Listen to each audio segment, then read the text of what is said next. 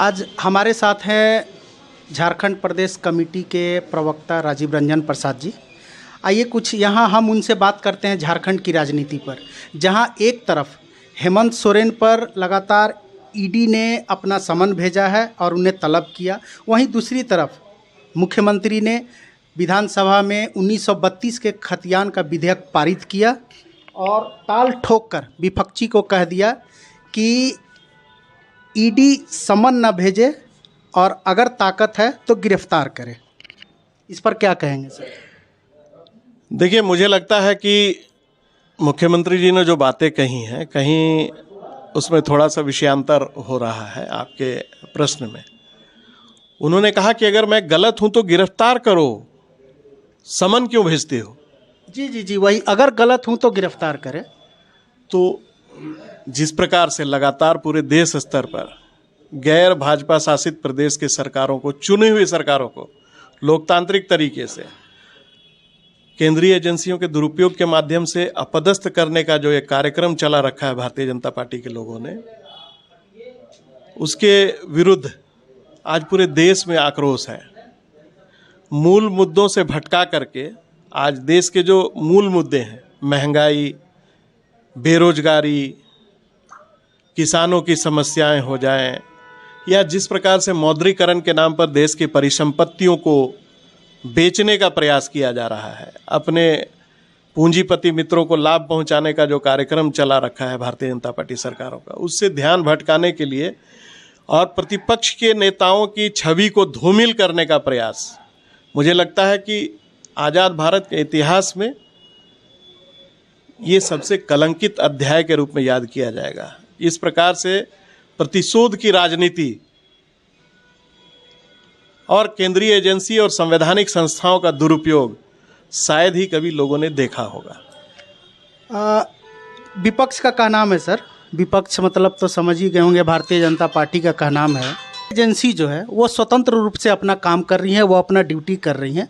इसमें भारतीय जनता पार्टी, केंद्र सरकार का कहीं कोई हाथ नहीं है। उसे स्वतंत्र रूप से, निष्पक्ष रूप से काम करने दिया जाए और इस मुद्दे पर भारतीय जनता पार्टी को बीच में लाना ये कतई उचित नहीं है।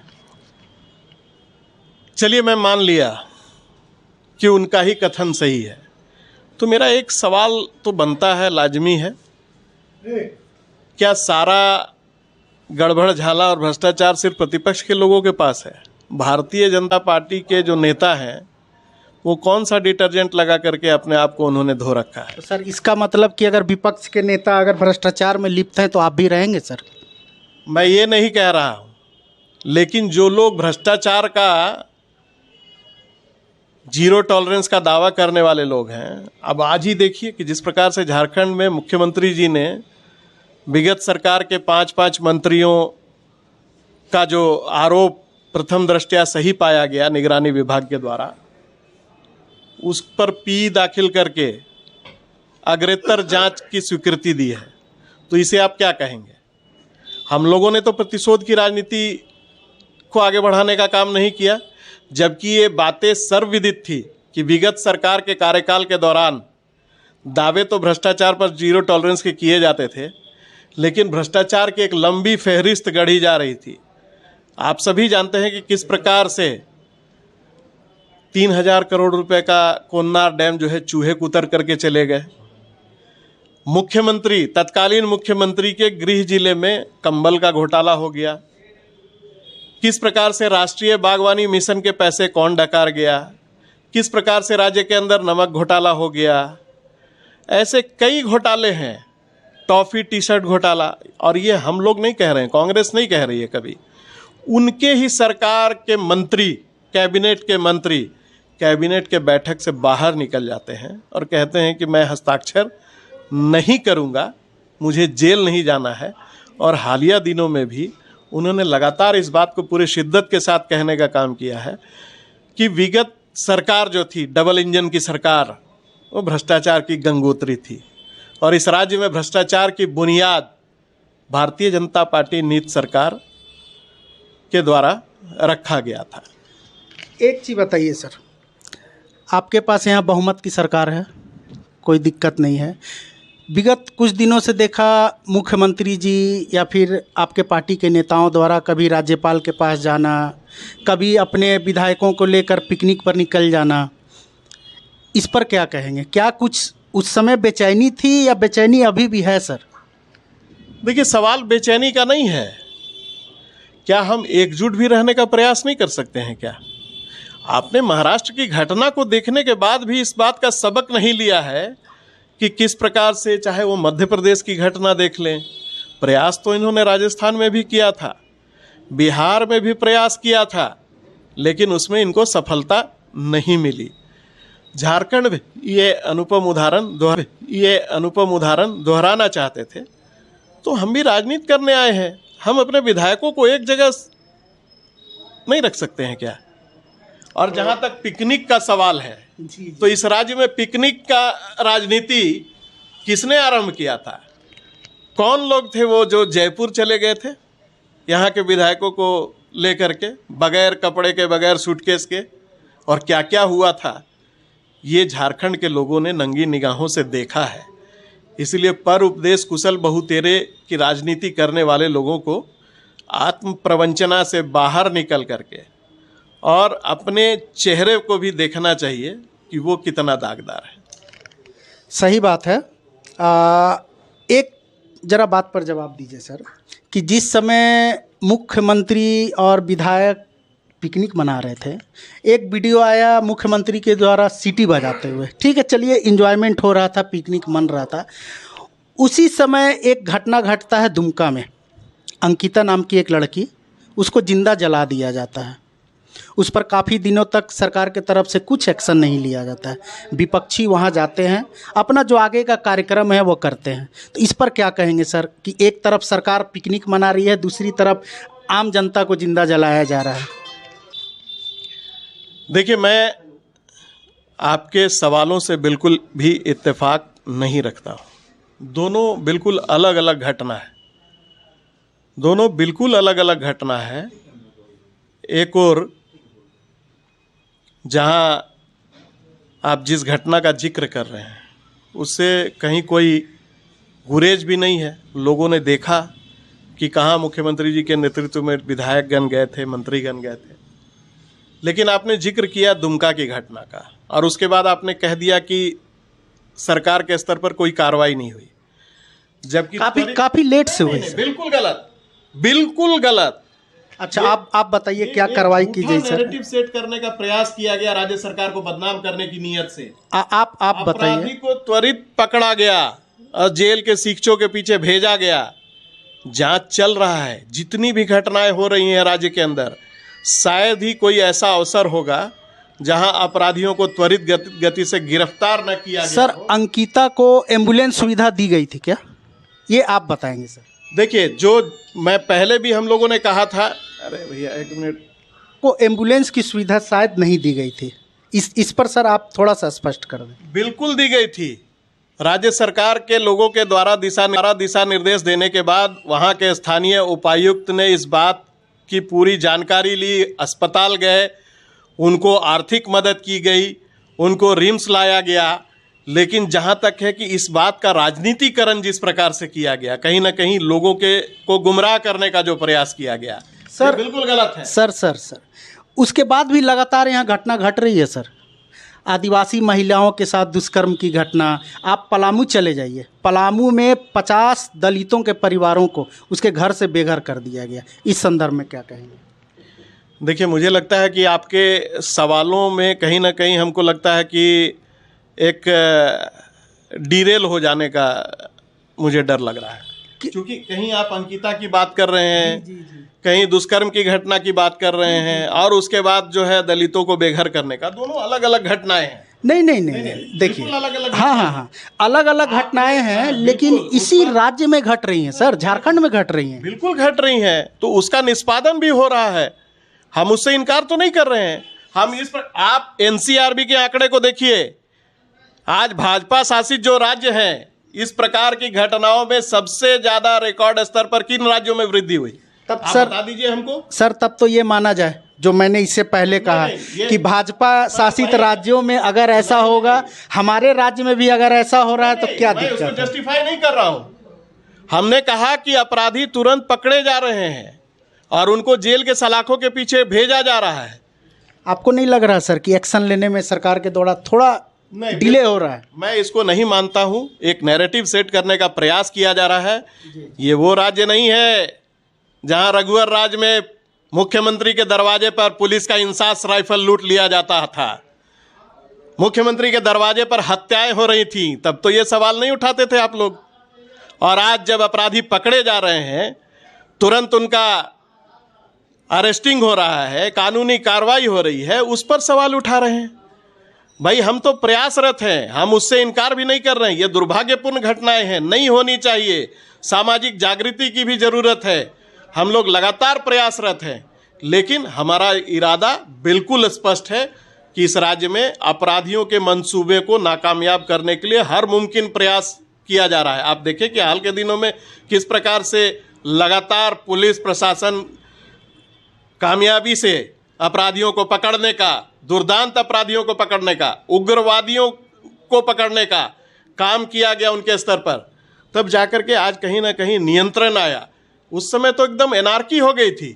सर लौ कुश शर्मा के बारे में क्या कहेंगे? अभी तक उनका पुलिस के द्वारा कुछ गिरफ्तारी वगैरह नहीं हो पाई है। यहाँ के व्यापारी नाराज हैं सर, रोष हैं। नहीं, मैं तो यही कहूँगा ना, ये सवाल आपने रघुवर जी से तब पूछ लिया होता।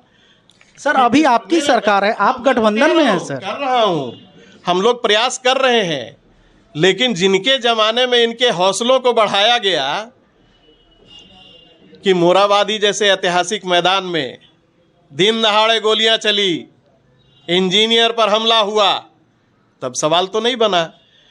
किसी छात्रा के घर में घुस करके, उस समय आपको याद होगा बूटी मोड़ की घटना। जी। हाँ, उस समय मुख्यमंत्री तत्कालीन 3 दिनों के अंदर घटना का उद्भेदन हो जाएगा, हो पाया था क्या? हमारी सरकार के अंदर जो एक्शन टेकन रिपोर्ट आप हासिल कर लेंगे पुलिस मुख्यालय से, तो आपको ये समझ में आ जाएगा कि दोनों सरकार के कार्यशैली में व्यवहारिक अंतर क्या है, किस प्रकार से अपराधियों को पकड़ करके जेल के शिक्षों में भेजा जा रहा है और स्पीडी ट्रायल के माध्यम से उन्हें सजा दिलवाने का प्रयास किया जा रहा है। हम लोग वो नहीं है जो सफ़ेद पोश हो या अपराधी हो, उनको बचाने का प्रयास करते थे। वो भी पकड़ा जाएगा। चलिए, अच्छी बात है कि भ्रष्टाचार पर लगाम लगाने का लगातार आपके सरकार की तरफ से कोशिश की जा रही है, लेकिन कहीं ना कहीं कुछ न कुछ तो भ्रष्टाचार या फिर किसी को जस्टिस में डिले ये तो हो रही है सर। थोड़ा सरकार के कार्यों पर भी नजरें इनायत कर लेते कि पहली बार सरकार ने जनाकांक्षाओं के अनुरूप 32 का खतियान लागू करके यहाँ के लोगों को स्थानीयता का पहचान दिलाने का काम किया।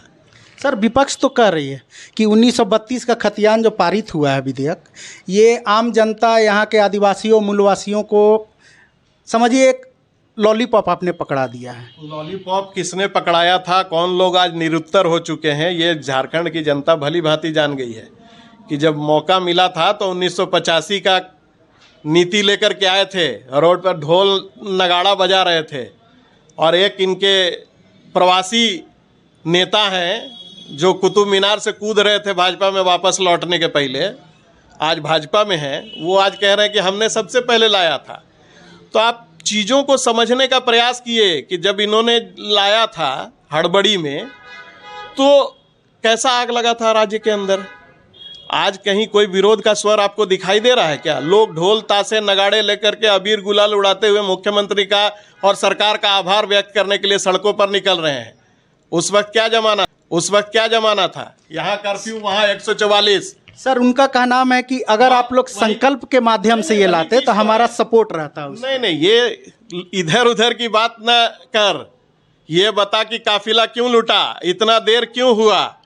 हमने चीज़ों को स्थायित्व देने के लिए 9वीं अनुसूची में लाने के लिए विधानसभा से विधेयक पारित करके ये कहा है, और हम तो आह्वान करते हैं अपने भाजपा के मित्रों से कि केंद्र में आपकी सरकार है। जिस प्रकार से सरना कोड के मामले को आपने लटका रखा है, कम से कम अगर आप इस बात के पक्षधर हैं, जो आज आप ढिंढोरा पीट रहे हैं कि 1932 का खतियान के हम पक्षधर हैं, तो आप आइए ना भाई।